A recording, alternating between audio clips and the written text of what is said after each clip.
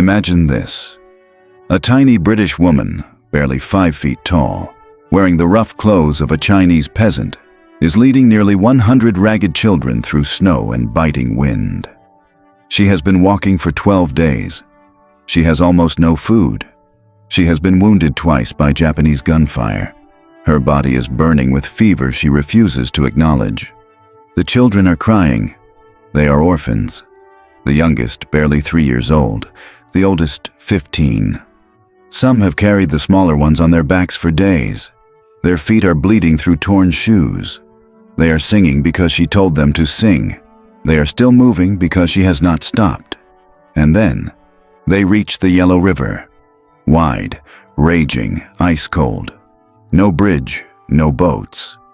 On the other bank, freedom. On the bank behind them, Japanese imperial forces closing in fast with a price on this woman's head. She looks at the river. She looks at the children.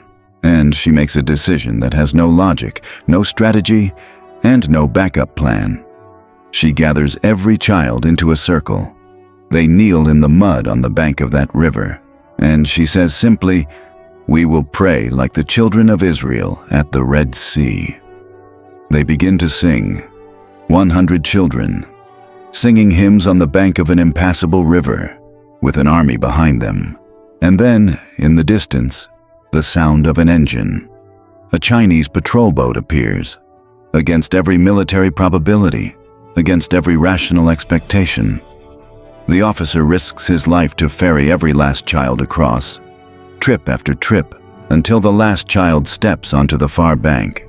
Safe, every single one. How does an unqualified parlour maid from London become the answer to the prayers of 100 orphans in war-torn China? Her name was Gladys Aylward. She was not chosen because she was strong. She was chosen because she would not let go. And what you are about to discover is not the story of an extraordinary woman. It is the story of what an extraordinary God will do through anyone who refuses to turn back. Comment below with "I will go myself." If you are ready to stop outsourcing your calling, spend your last coin on the mission, and enter the room no one else will.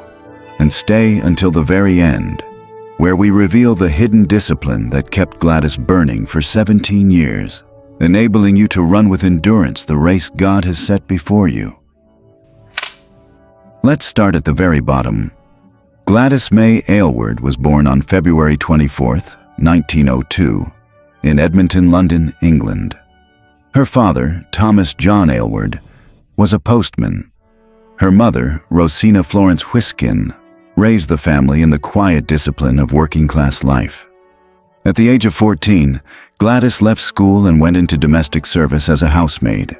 No money, no prospects, no university degree, nothing but her hands and a life that the world had already decided would amount to very little. She became a parlour maid, scrubbing floors, polishing silver, making the beds of people who would never know her name. Have you ever felt invisible? Have you ever felt like the world had already decided your ceiling, and it was embarrassingly low? That was Gladys at 20 years old. Ordinary in every direction you could measure. But something was about to happen that no examiner could have predicted. One evening, a group of young people standing outside a church door pulled her in off the street. She sat down, and for the first time in her life, the reality of Jesus Christ, that the Son of the living God had actually died for her, broke through. She said later, "It shook me, it moved me, and it was going to alter my whole life." That night marked the beginning of the most dangerous thing that can happen to an ordinary person. They meet an extraordinary God, and He tells them they are useful. She began reading missionary literature. She found a magazine article about China. Millions of people, an ancient civilization, and the gospel had barely touched it. Something cracked open in her chest that would never fully close. But here is what most people skip over when they tell this story. She spent a year and 2 months trying to convince someone else to go. For 14 months, Gladys Aylward went from relative to relative, friend to friend, and eventually stranger to stranger, with one message: you should go to China. She tried her last option, her own brother, cornered him in the kitchen.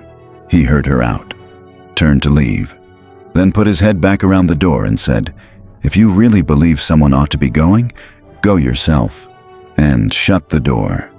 She stood alone in that kitchen, and something shifted that no mission board would ever understand. She left. She found a place of prayer, and she made 2 covenants with God, not requests, not wishes, not good intentions, binding promises. "Dear Lord Jesus, if you will open the way and show me how, I will go myself. I will never again ask anyone to do something that I believe you are asking Gladys Aylward to do." She returned to work as a parlour maid, but now every penny she earned had a destination. She applied to the China Inland Mission. They evaluated her and reached a verdict: too old to learn Mandarin, academically unqualified, not suitable.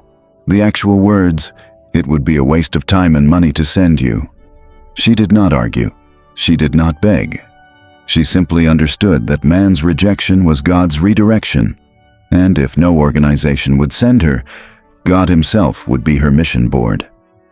On the 18th of October 1930, Gladys Aylward boarded a train at Liverpool Street Station with £2, a suitcase, tinned food, a spirit stove, and the address of an elderly missionary named Jeannie Lawson in Yangcheng, China. The ticket master warned her the route crossed through an active war zone. She told him, "Oh, they won't shoot me. I'm a woman." What followed was not a journey. It was a battlefield before the battlefield. Her train was stopped at the Russian-Manchurian border in the dead of a Siberian winter. Soldiers. Gunshots in the dark. She was forced off the train and had to walk, alone, in the snow, with wolves howling around her, for 2 days back to the nearest city. In Vladivostok, Soviet officers detained her, and then, alone in her room at night, a drunk Soviet officer forced his way through her door. She did not cower.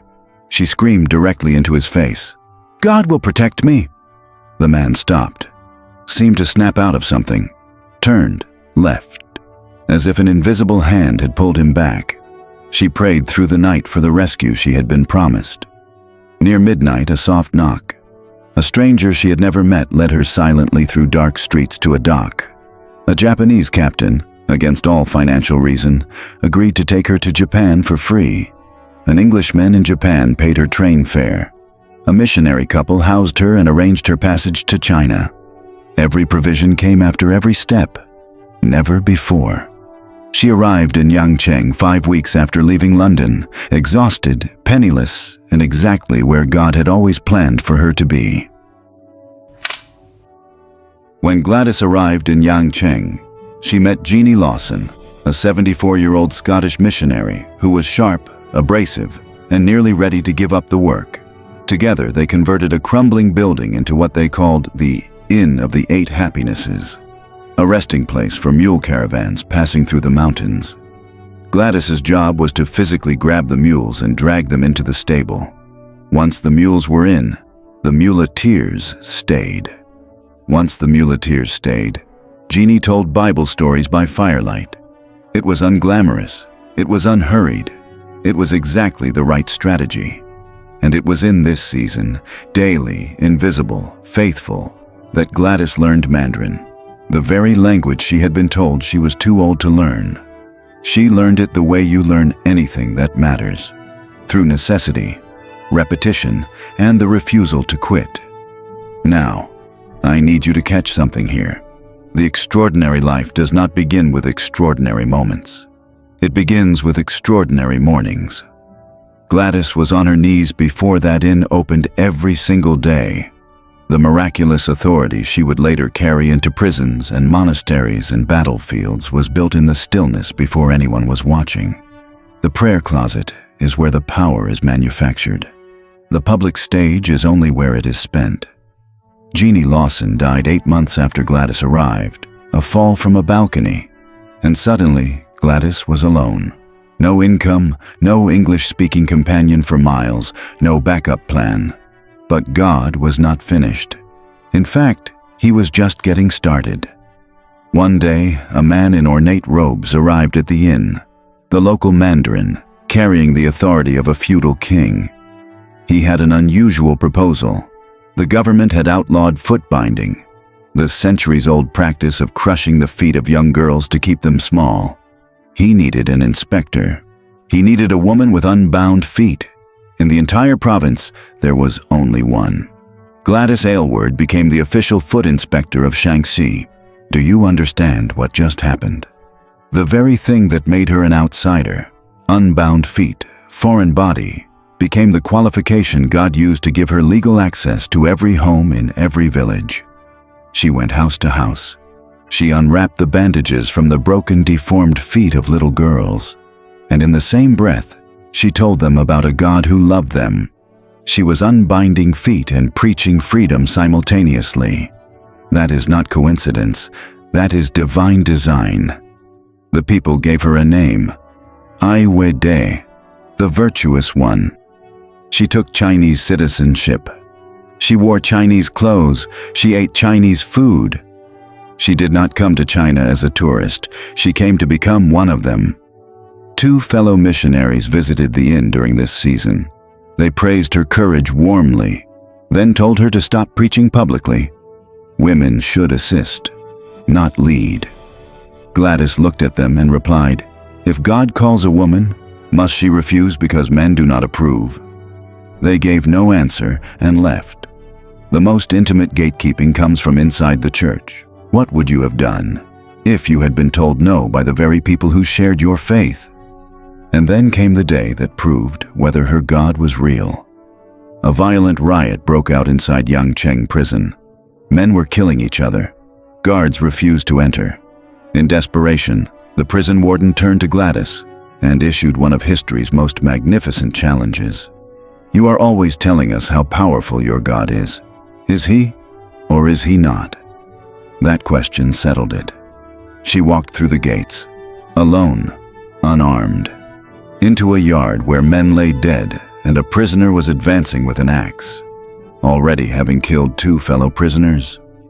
A man running for his life turned and hid behind her, putting a 5-foot woman between himself and a murderer. She did not run. In one breath she prayed, "Oh God, give me strength." In the next she commanded, "Give me that axe at once." The prisoner returned a cold stare. He advanced. He raised the axe toward her. Then he stopped. He lowered it and meekly handed it over. She ordered every prisoner to line up. They did. The riot was over. The mandarin watched everything, and afterward, he stood before Gladys Aylward and said words that should have been impossible from a man whose entire identity was built on 4,000 years of Confucian tradition. "I have seen all that you are. I would like to become a Christian like you." He was not changing his religion. He was rejecting the philosophical foundation of his entire civilization, the texts he had memorized word for word as a condition of his office. For Christ. She did not manufacture that. She simply showed up, stayed faithful, and let God do what only God can do. During one season of ministry at the inn, the discipline of faithfulness nearly cost Gladys her life. She collapsed, no doctor, no medicine, and lay near death for 4 days. Children knelt at her bedside. Old women read psalms aloud. Soldiers stood outside in freezing cold with bowed heads. On the 4th night, when her breathing grew shallow, she whispered, "If my work is finished, I am ready. But if you still have use for me, give me strength." The fever broke before dawn. She was standing outside by morning. This is the discipline of releasing your survival entirely to God. What would you have done if you had nothing left to give but your permission to die? But the miracle that undoes me, the one that stops me in my tracks every time, happened far from Yangcheng. Compelled by God, Gladys walked with a Christian doctor named Dr. Huang from village to village through the wilderness, preaching Christ. Days became weeks. They reached the last village at the end of the road. People warned her, "There is nothing beyond here." She pressed on anyway. 12 days into the wilderness, no food left, no person in sight. They knelt and prayed. Dr. Huang asked God, not just for food, but for the person they had come all this way to find. Then he said, "Let's sing." 2 people, a barren mountain road, singing hymns with empty stomachs and no audience. A Tibetan Buddhist monk appeared on the hillside. He had heard the singing. He invited them, a woman, in violation of laws punishable by death, into a monastery of 500 monks. They entered to find every monk sitting motionless in silence. She sang. Dr. Huang taught. She sang again. He taught again. For hours. That night, through every hour of darkness, monks came to their doors in pairs, whispering the same questions. Will you explain how and why Jesus died? Will you explain how he could love someone like me? A whole week passed this way. Then the head monk summoned Gladys and revealed everything. Decades ago, 2 of their monks had returned from a distant village carrying a single gospel tract, just John 3:16. The monastery had been praying ever since to the God who loves, asking him to send someone to explain. They knew she was the answer when they heard her singing. Because only someone who truly believed would sing that sweetly and that joyfully on a desolate, empty road. Your obedience, even in exhaustion, may be completing someone else's decades of prayer that you know absolutely nothing about. What you think is just you singing to keep yourself going might be the signal someone has been waiting their entire life to receive. Japan invaded China, and the peaceful mountains of Shaanxi were shattered. Bombs fell on Yangcheng. The inn was destroyed. Gladys was wounded in the rubble and refused to leave. She nursed soldiers. She gathered orphans, children abandoned in the chaos of fleeing crowds, refugee children left behind as their parents were killed or scattered. She had 40 children, then 60, then nearly 100. The first had been a sick, sore-covered little girl, being sold for 9 pennies by a woman begging on the road, who was using the child as an aid to her begging. Gladys paid her last coins and took the girl home. She named her 9pence. Every child after her had a face, a name, a story. 100 stories. 1 woman. A bounty was placed on her head by the Japanese military. The small foreign woman helping the resistance had become a target. Then intelligence arrived. Japanese forces were coming specifically for her. She had to move. She looked at her children, every single one of them, and she understood that no one else was coming. No institution, no army, no relief organization. She was it.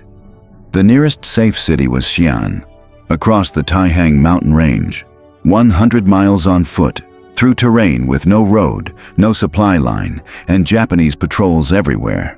She was running a fever. Her body was already broken by the bombing injuries. She was fighting the early stages of typhus. The Mandarin, the man who had renounced Confucius for Christ, came to send them off.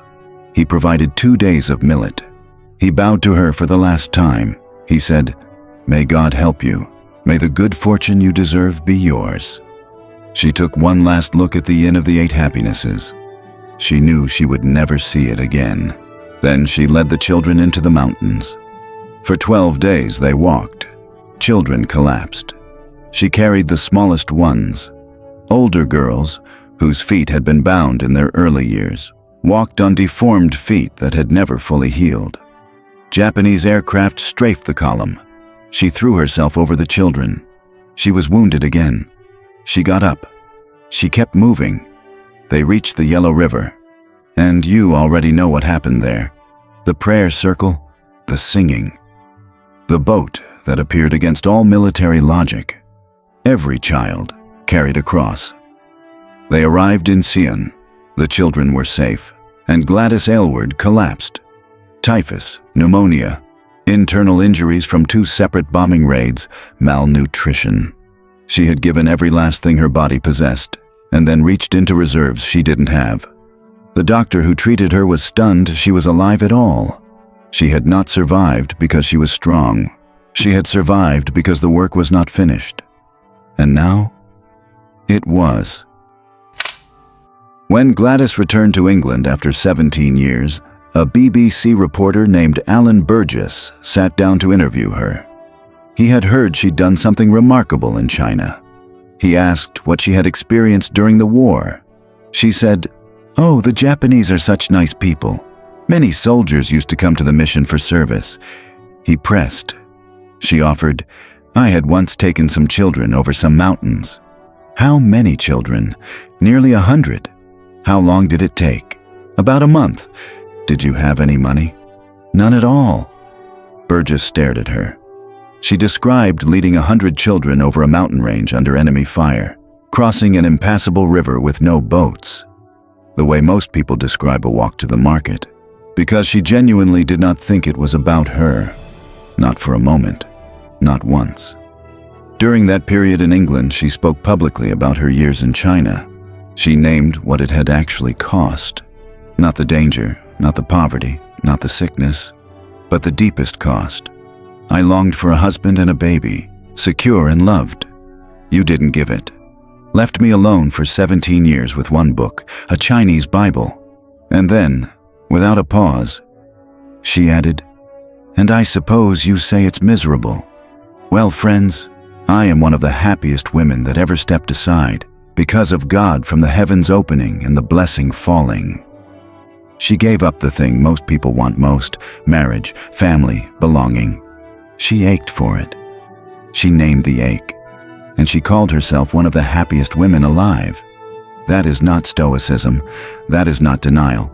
That is a woman who found something in God that made every earthly hunger feel, by comparison, like a fair trade. And the fruit of that trade. When Gladys preached at a Chinese university, hundreds of students gave their lives to Christ. When the Communist Party took power, those students were imprisoned, isolated, and brought out one by one to answer one question: "Will you renounce Jesus Christ?" One by one, they refused. One by one, they were executed. The students who heard her preach chose death over denial, because what she gave them was not religion. It was an encounter with a living God that no threat could dislodge. That is what one surrendered life produces. Barred from returning to mainland China, Gladys went to Taiwan in 1958. 60 years old, broken health. She founded another orphanage. She began again. One day, walking the streets of Hong Kong, she stopped. A face in the crowd. A young man. She knew that face. It was Michael, one of the boys she had carried across the mountains as a child. He was now a minister, serving mainland refugees. The child she had once carried on her back was now carrying others toward the same God. Gladys Aylward died on the 3rd of January, 1970. She was found collapsed beside her bed. She had been praying through the night. She died the way she lived, on her knees. She was told she was too ordinary, too uneducated, too old, too small. Even her own church told her to be quiet. She crossed a continent alone. She stopped a riot with a prayer and a command. She led 500 monks to the feet of a God they had waited decades to meet. She touched a murderer who spat on her, because God asked for her hands. She carried 100 children over a mountain range on a body that should have been dead. And the students who heard her preach faced execution before they would deny the God she introduced them to. She did not do these things because she was extraordinary. She did them because she served an extraordinary God. And she made 2 covenants in a London kitchen that she spent the rest of her life honoring. Her name was Gladys Aylward. Not a special woman, a surrendered one. And heaven is still looking for the next one. The question is not, could you do what she did?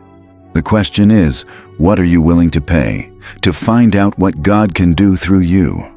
If this video has been a blessing to you, consider becoming a channel member. Members get early access to every new documentary, behind-the-scenes research notes, and a community of people who are serious about answering the call of God in their generation. The link is in the description below. Gladys Aylward had no credentials, no connections, and no backup plan. Just 2 covenants and a God who honors the yielded. The Yellow River parted. The prison riot stopped. 500 monks found the God they had prayed to for decades. Not because she was impressive, because she was available. Now the question is yours. Comment "I am a yielded vessel" below to declare that you are choosing surrender over safety today.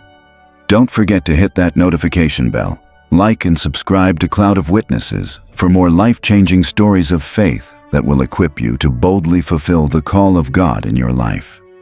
This week, find 30 minutes of daily solitude, no phone, no noise, and bring 3 things before God: your Bible, whatever resource you have, and yourself. Surrender each one specifically. Expected outcome, not an emotion, but a commission. God speaking into a vessel that finally stopped asking him to fill someone else. Now, if a parlour maid with £2 and a one-way ticket could shake China, what could God do through a man who smuggled Bibles behind the Iron Curtain in a Volkswagen Beetle? What happens when ordinary courage meets extraordinary danger? What did Brother Andrew discover about God that made him laugh in the face of Soviet border guards? And what does his life say to you about the doors you have been afraid to walk through? Check out this next video to discover the impossible story of God's smuggler, the spiritual discipline of radical trust that turned a Dutch farm boy into a legend, and the single key that will unlock your own impossible assignment.